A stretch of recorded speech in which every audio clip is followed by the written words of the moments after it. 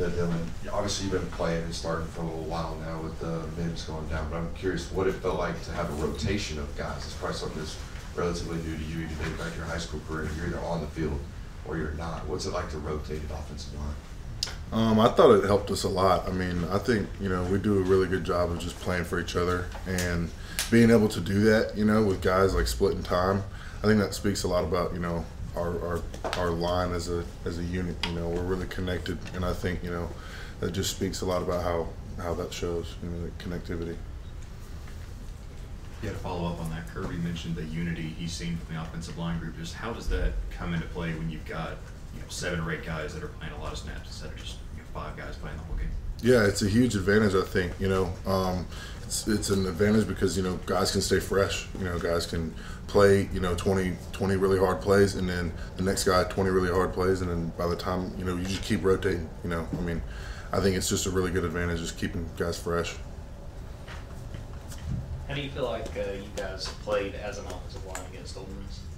I think it was, it was good. It was to our standard. 300 rushing is a good number, but we just got to keep it rolling. Put this game to bed today, and just try to keep going. You're kind of on that line. Obviously, you have a road trip. It's hard to play on the road in the SEC. Last time I checked, they got a 14-game winning streak on their home field. What's your experience with Tennessee? Have you been up there before, and how do you feel about how you guys have played on the road this season? I think, we've started slow in some games playing on the road, and they do start fast, I mean, their home stadium is a great stadium to, it's a great environment, and they do a good job of using that 12th man mentality. So, we just got to do what we do, practice how we practice, and just prepare, Hey Dylan, wanted to ask you what's the first thing that comes to mind when thinking about this Tennessee pass rush and names like James Pierce, Tyler, and Omar? Yeah, those guys, they got some great pass rushers, and like we do, we just got to keep preparing how we do on a day-to-day basis. Nothing, I don't think drastic is going to change on the way that we prepare. We just got to keep, being ready for anything, Dylan, what do you think of where y'all's run game is right now? We've obviously seen Dejan have a bunch of big games. Kendall had a big game on Saturday. Just where do you feel like this run game is at this point in the year? I think it's improved. I think that comes with just keeping guys healthy, getting guys back in the rotation. Has a lot to do with it. Yeah, just keeping guys healthy is a huge part of it. So I think that has a lot to do with why it's improved. Kendall said Saturday night, because he went over 100, that he was going to get all the linemen buy him dinner. I just wondered if he came through with that promise. Not yet. Hopefully this week we're going to get a steak or something. Dylan, when Todd Monken left for the NFL, what was your reaction? And then if you could share what you remember about Mike Bobo's first meeting, like with the offense, what was his message to you guys about taking over that position? Really what I remember about Coach Monken is that he did such a great job of preparing us, like NFL players. He did treat us like NFL players, and I mean, I think as a young guy coming in, I didn't really know how that goes, and him just taking his time and his patience with all of us was a huge thing that he did. And Coach Bobo, same thing, really. I mean, he came in and really said he's got a point to prove. He's got a mission that he wants to do and that he wants to fulfill. And that was really his main message to us on that first team meeting. Then I wanted to ask you about, senior day was this past Saturday. You saw a lot of guys that you played behind and I'm sure played next to, especially in Seb Van Brand, and as well as guys like Tate and Xavier getting honored and stuff like that.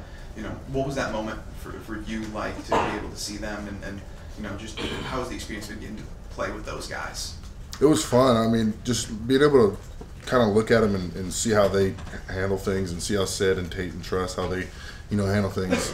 One thing that I really took from it is nobody was sad. Everybody was ready to play. Everybody was in that mood to go play in a top 10 matchup. And I think that was the main part that I took from it was that everybody was up. Everybody wanted to play because of it. Nobody was really sad about it. Dylan, what has stood out to you about what Micah has been able to do in these past few games? I mean, he's provided us with a ton of depth. I mean, I think both me and him have gained a lot of experience this season, and he does such a good job of just striking people. It's so much fun to watch Micah play and Micah pull. Like when we're running a counter and Micah's pulling, everybody knows it's about to be a collision. So just watching him play and develop into the player that he's coming into, and just for me, he's like my brother. So we just lean on each other in the times that if I'm not playing good, I know Micah's going to play good. So. Hey Dylan, obviously you earned a lot of PT from what you did in practice, but from the time you started getting playing time to now, where do you think you've grown the most with in-game reps? I think just being comfortable out there on the field, knowing what's going on. Tate always would, get on to me if if it's third down and I'm getting in a three-point stance, he's like, Dylan, get up, So little stuff like that is just something that I've tried to improve on in my game, just being, 100% aware of everything that's happening, I think just playing and getting more experience has been helping me with that.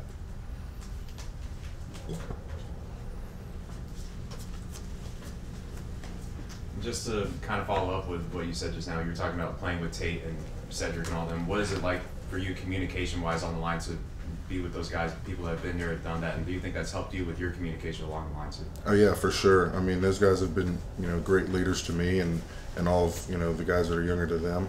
And playing with them is easy because, they've done such a great job of just displaying how they go about things, just on a week-to-week basis. And so trying to fit into that from, I guess you could say, from the outside coming in, as a new guy, they do a great job of just making you feel fit in, and showing you the ropes and showing you what to do and showing you what to say and, thinking about, not what just happened but the next play. So.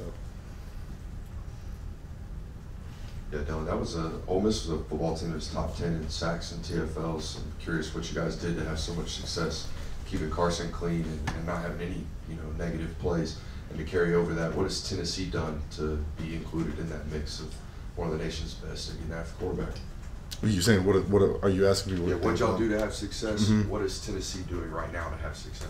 Yeah, I mean, we just prepared how we normally do. I mean, I think, Sid has done an amazing job, and so has Tate and Truss at just making sure that everybody's at film, watching film, after practice. And I think that plays a huge, to me, because that's something that I didn't do before, before coming to college. I didn't really watch film. I wasn't a huge film guy. And so now doing it on a day-to-day basis, I think has improved my knowledge of the game, the most. And being able to watch tendencies and stuff has helped us a lot. And Tennessee, we're about to go to Knoxville, and could be cold, could be raining. There's a lot of factors that play into this, but we just got to keep preparing like we normally do. Any more questions for Dylan? One more. Hey Dylan, real quick. I just saw that Truss had a pretty emotional moment after his last game, senior game last week. Wanted to ask if you had any stories with him. He's the oldest guy on the team. Just wanted to talk about your relationship with Truss. Yeah, I mean, I when I was getting recruited here in 2019, I think I remember seeing Truss in walkthroughs and stuff. So just being able to kind of grow into this role, with him having done it before, him have stepping up before in previous games and previous seasons, he's kind of a guy that you can turn to look on for advice. There was a couple times where I messed up in games, he's just been there at halftime, just been like, bro, you're good, don't worry about it, it's fine. So he's definitely somebody that I look up to for sure. Thank you. Okay, Dylan, thank you. Thank you. Thank you.